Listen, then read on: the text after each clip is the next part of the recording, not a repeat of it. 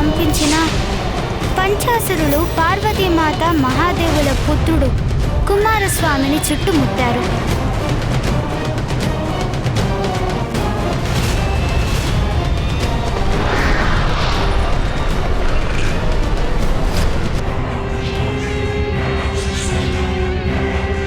ఎవరు మీరు?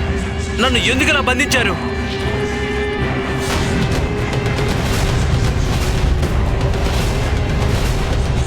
అసలేం జరుగుతోంది? వెంటనే బయటపడేయడానికి తగిన ఉపాయం కనిపెట్టాల్సింది. ఎవరి మాయావురు? ఇదెక్కడి కుట్ర? నాకు ఈ అంధకారంలో ఏదీ కనిపించడం లేదు. హఠాత్తుగా ఈ అపశకునం ఎందుకు సంభవించింది? నాకు ఊపిరాగిన అనుభవం ఎందుకు కలుగుతోంది? బహుశా మా పుత్రుడికి ఏదైనా ప్రమాదం వాటిల్లి ఉంటుందా?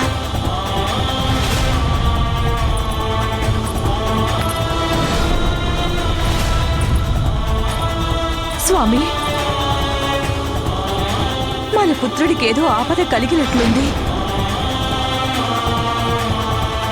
తల్లుల అంతర్దృష్టి అంత బలమైనదై ఉంటుంది.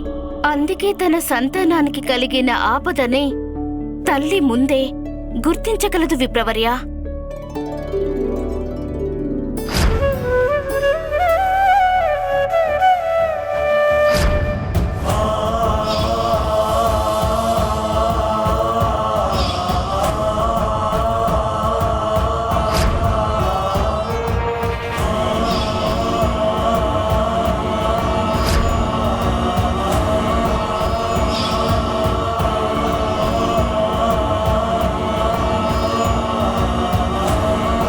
విప్రోత్తమా, తమరి కనులు చెమర్చా ఎందుకు? తల్లి పుత్రుల బాంధవ్యం అనేది ఎంత అద్భుతమైనదో చూడండి. మాతా పార్వతీదేవి తన పుత్రుడిని ఇంకా కలవనైనా కలవలేదు. అయినా పుత్రుడికి ప్రమాదం కలగగానే తన తల్లి మనసుకు అది తెలిసిపోయింది. అవును, మాతృప్రేమ అనేది ప్రకృతిలో సర్వత్రా వ్యాపించిన అనన్యత బాంధవ్యం. ఆ పంచాసురులు కుమారస్వామిని ఎక్కడ ఉంచాలనుకున్నారో ఆ పంచాసురులు అక్కడే వారిని బంధించారు. కానీ పార్వతీమాతకు మహాదేవుడికి దీని గురించి తెలియలేకపోలేదు. అయితే మహాదేవుడిలో ఆగ్రహం అవధులు దాటి ఉంటుంది. వారు తలుచుకుంటే ఆ పంచాసురుల్ని క్షణంలో కాల్చి బూడిదం చేసుంటారు. ఏమంటారు విప్రోత్తమా? మరి మహాదేవుడు ఏం చేశారు? లేదు, మహాదేవుడు ఏమీ చేయలేదు. మరి మహాదేవ పుత్రుడు ఎలా తప్పించుకున్నాడు విప్రవర్య?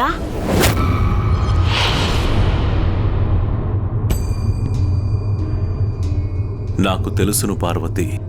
తారకాసురుడి పంచాసురులు మన పుత్రుడిని వారి మాయలతో బంధించారు. స్వామి, తక్షణమే వెళ్ళి మీరు కాపాడండి. లేకపోతే నేనే స్వయంగా వెళ్ళి తనని రక్షించుకుంటాను. తనని మీరు ఎన్నిసార్లు రక్షిస్తారో చెప్పండి. ఇదేమి ప్రశ్న? తనకి నేను తల్లిని. తనని రక్షించడానికి నేను సదా సిద్ధంగానే ఉంటాను. దేవి, ఎప్పుడూ మీరే రక్షిస్తూ ఉంటే తనని తాను రక్షించుకోవడం ఎలా నేర్చుకుంటాడు? తనకి మీరు బలహీనత కాదు, బలంగా మారాలి పార్వతి. నిజానికి మీ పుత్రుడెంత సమర్థవంతుడనేది మీకు కూడా తెలియదు. అంటే మనం ఇలాగే కూర్చోవాలా? తనకేమీ చేయకూడదా? మన పుత్రుడు ప్రమాదంలో ఉన్నాడని మనకి తెలిసినప్పటికీ? లేదు స్వామి, నా హృదయం బండరాయి కాదు కదా. నీవు శక్తివి, నీవు జగజ్జననివి. ఇప్పుడు నీవొక తల్లివి కూడా. మీ పుత్రుడెంత శక్తివంతుడనేది మీకు తెలిసినట్టుగా లేదు దేవి. మీకు తెలియవలసినది ఒకటి ఉంది. మాత హృదయంలో కాఠిన్యత కూడా ఉండాలి. ఇదొక పరీక్ష పార్వతి. కేవలం తల్లికే కాదు, ఆ తల్లి పుత్రుడికి పరీక్షే. దారి చూపించిన వాడికే దారి లేకుండా చేస్తారా? ఎవరు మీరంతా?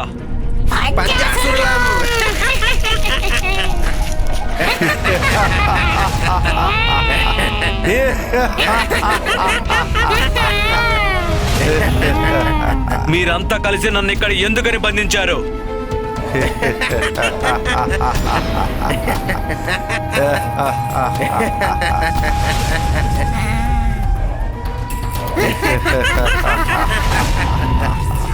ఎంత బాధకరమో చూడు.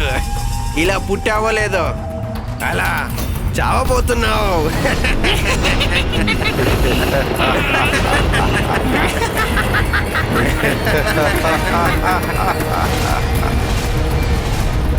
నాతో మీకు శత్రుత్వం ఏముంది? నాకు మీరెవరో కూడా తెలియదు. మాకు నీ గురించి చాలా బాగా తెలుసు. మా గురించి మీకింత మాత్రం తెలిస్తే చాలు. నీ పాలిటి మృత్యుదూతలం గుహలో నుండి బయటపడడం అసంభవం. నీ వల్ల కాదు. ఎందుకంటే మేము అసుర గురువు శుక్రాచార్యుడి వరం పొందిన వాళ్ళం. పంజాసురులం మేము. నువ్వు మా పంజాలో చిక్కావు.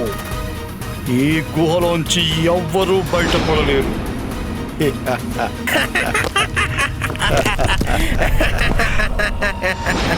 అసలేం జరుగుతుంది?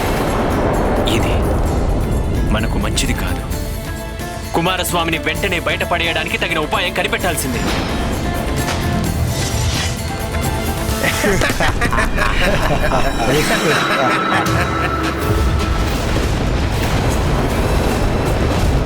శాంతం వహించు పార్వతి. పార్వతి శాంతం వహించు. నీ అసహనాన్ని పరిత్యజించు. నీలో నమ్మకాన్ని జాగృతం చేయి. మన పుత్రుడు స్వయంగా ఆ గుహలో నుండి బయటపడడం ద్వారా తనలోని అపారమైన శక్తిని ప్రదర్శించగలడు.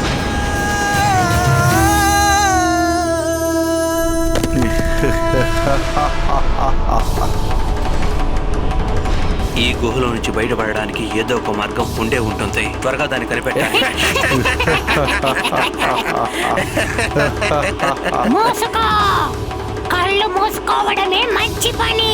ఎందుకంటే జరిగే ఘోరాన్ని నువ్వు చూడలేవు. ఎంతైనా బాల్యం తప్ప ఏమీ తెలియదు నీకు బాలక. దారుణ మరణాన్ని నువ్వు చూసుకోలేవు.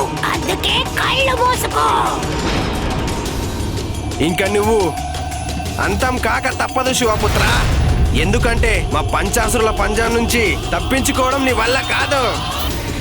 మా పంచాసురులు ఒకరికొకరు దూరం కానంత వరకు ఈ గుహ ఇలాగే ఉండిపోతుంది. స్థిరంగా ఉండిపోతుంది. ఒకరికొకరు దూరం కానంత వరకు ఈ గుహ ఇలాగే ఉండిపోతుంది. స్థిరంగా ఉండిపోతుంది. ఏంటి ఏమన్నారు మీరు? పంచాసురుడా?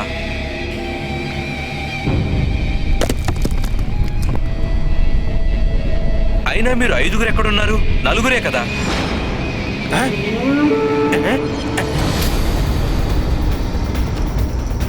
మూర్ఖ బాలక, మేము 5గురం ఉన్నాం. లేదు లేదు, మీరు అబద్ధం చెప్తున్నారు. మీరు చెప్పేది నిజం కాదు. మీరు కేవలం 4గురే. నిజం కాదు. మేమెందుకు అబద్ధం ఆడతాం? అబద్ధం ఆడుతుంది నువ్వే కుమారా. అలాగే నిజమేంటంటే మేము 4గురం కాదు, 5గురం. 5గురం. మీలా బుర్రా బుద్ధి లేని వాళ్ళ మాటల్ని నేను ఏమాత్రం నమ్మను. నాకు తెలుసు మీ తరల సంఖ్యను నేను లెక్క పెట్టాను. 4 ఉన్నాయి. మరైతే నిరూపించుకోండి మీరు అబద్ధాల కోర్లు కాదని. మూర్ఖుడా, మమ్మల్ని అబద్ధాల కోర్లు అంటున్నావా? కాసుకో, మేమిప్పుడే నిరూపించి చూపిస్తాం. మేం 4గురం కాదు, 5గురం అని. నిరూపించుకున్నాకే నిన్ను అంతం చేస్తాం మేము.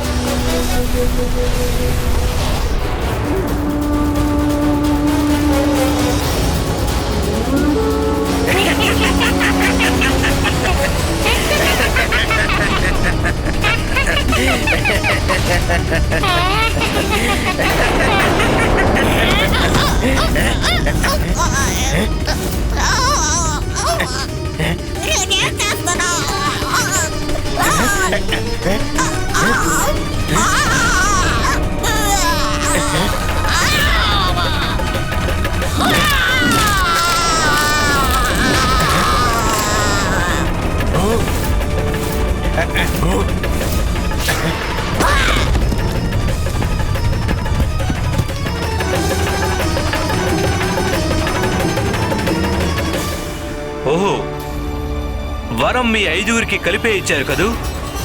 కానీ ఇప్పుడు మీరు కేవలం 4గురే ఉన్నారు కదా. ఇక మీ 4గురు ఎంత మాత్రం ప్రయత్నించినా మాయా గుహను నిర్మించలేరు.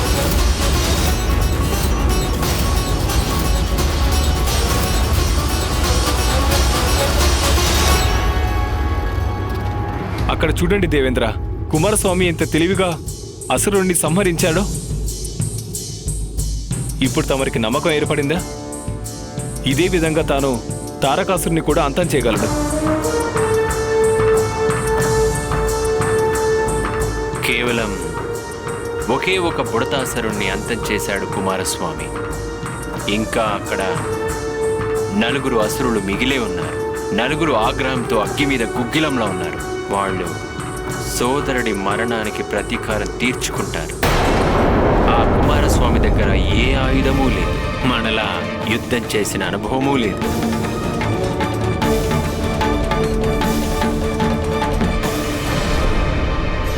సరిగ్గా చెప్పావు కుమారస్వామి. మేం 4గురం గుహాన్ని నిర్మించకపోవచ్చు, కానీ మేము 4గురం కుమారస్వామి ఏం చేయగలమనేది నీకు ఇప్పుడు తెలియదు.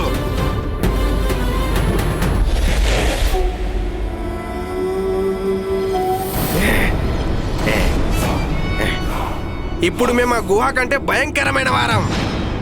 మా నుండి నువ్వెలా తప్పించుకుంటావో చూస్తాము.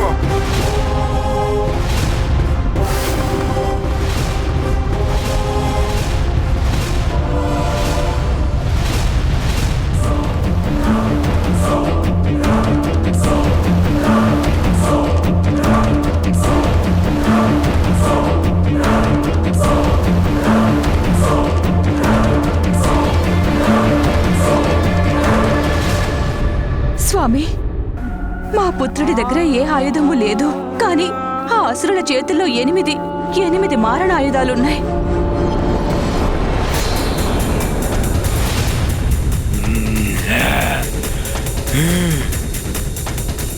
ఇప్పుడు మేము నీ మీద ప్రాణాంతకమైన దాడి చేయబోతున్నాం కుమారస్వామి. మా చేతిలో నీకు మరణం తప్పదు.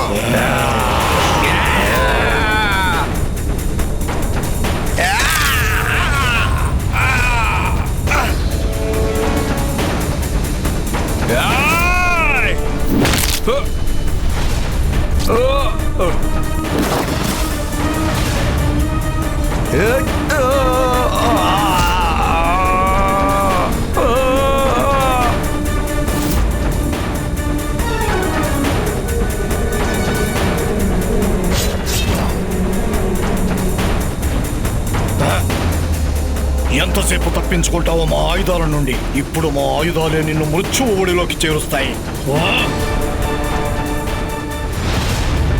నా నిశీద దృష్టిని నా ఆయుధంగా మార్చుకుంటాను.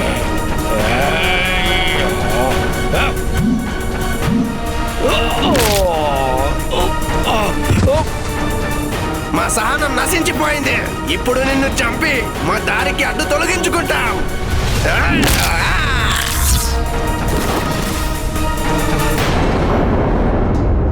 వీరులకు ఆయుధాలతో పని ఉండదు పార్వతి.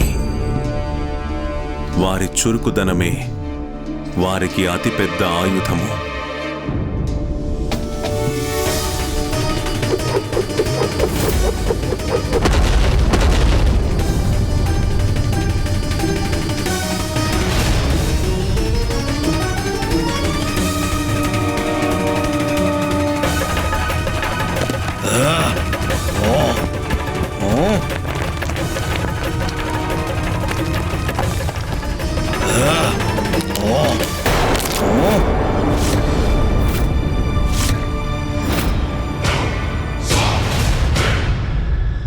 కైలాసం వెళ్తావా? అయితే మేం పంపిస్తాం నిన్ను. ఇలా ప్రాణాలతో కాదు, నీ శవాన్ని పంపిస్తాం.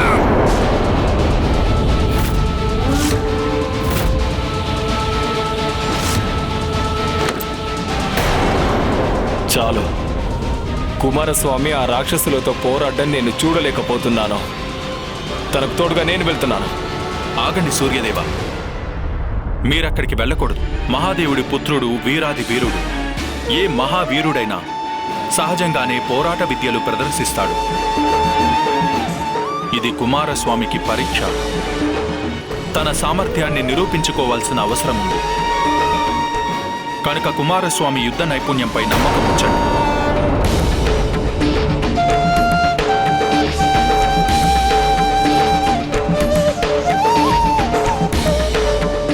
ఆగండి.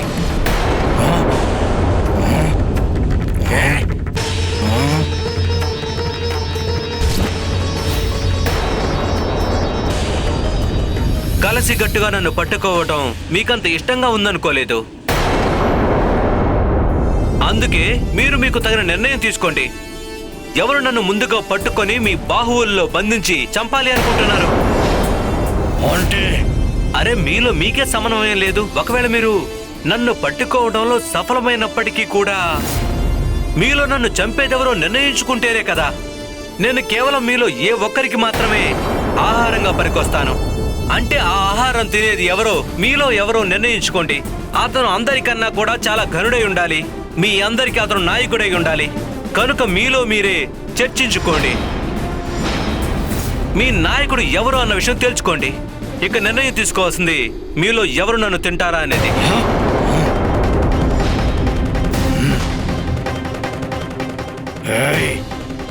మూర్ఖుడా, మమ్మల్ని మూర్ఖుల్ని చేయాలని చూస్తావా?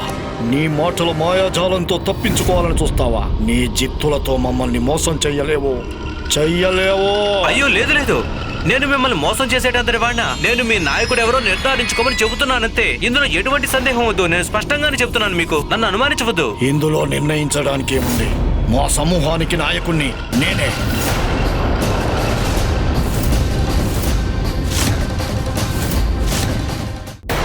నేను నాయకుణ్ణి. నేనే నాయకుణ్ణి. కాదు, నేనే నాయకుణ్ణి.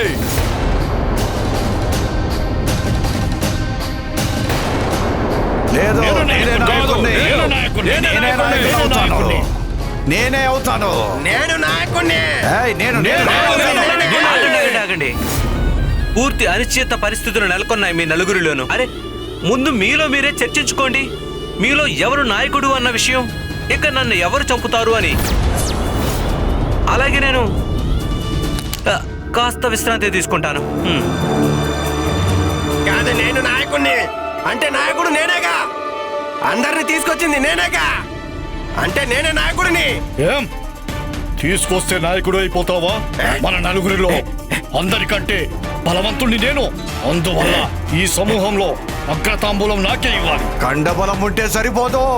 అందరికంటే నేనే తెలివైన వాడిని. నేనే నాయకుడిని అవ్వాల్సిందే. శాంతించండి అందరూ. నేనే నాయకుడిని. ఎందుకంటే మీ అందరికంటే నేనే బలవంతుణ్ణి. నా బలం ముందు మీరెవరూ నిలవలేరు.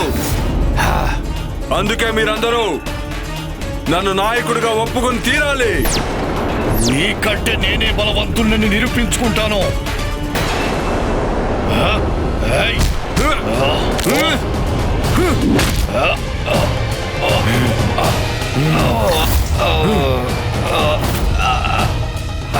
వాడిని అంతం చేస్తే సరిపోతుంది అనుకుంటున్నావా? నా దెబ్బ కాసుకో.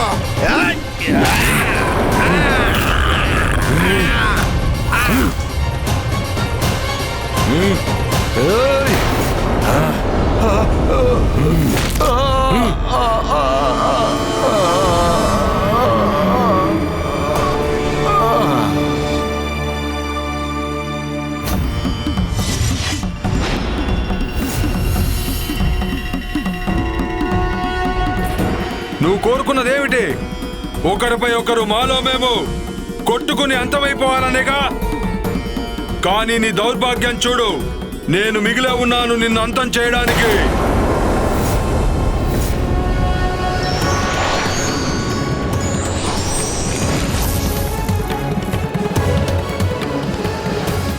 మూర్ఖ కుమారా, నిన్ను నా కాలి కింద చీమలాగా నలిపేయడానికి క్షణం కూడా పట్టదు.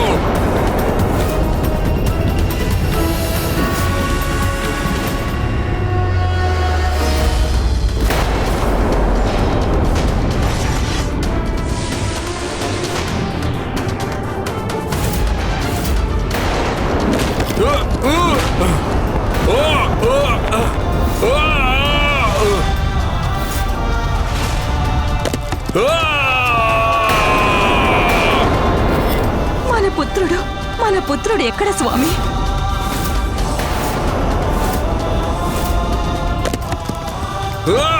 ఆ దుర్మార్గుణ్ణి అంతం చేసే ప్రయత్నంలో మా పుత్రుడికి ఏ ఆపద కలగలేదు కదా.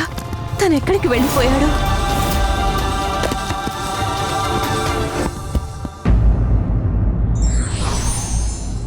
శక్తిని ఉపయోగించి సాధించలేని విజయాన్ని యుక్తితో సాధించవచ్చు.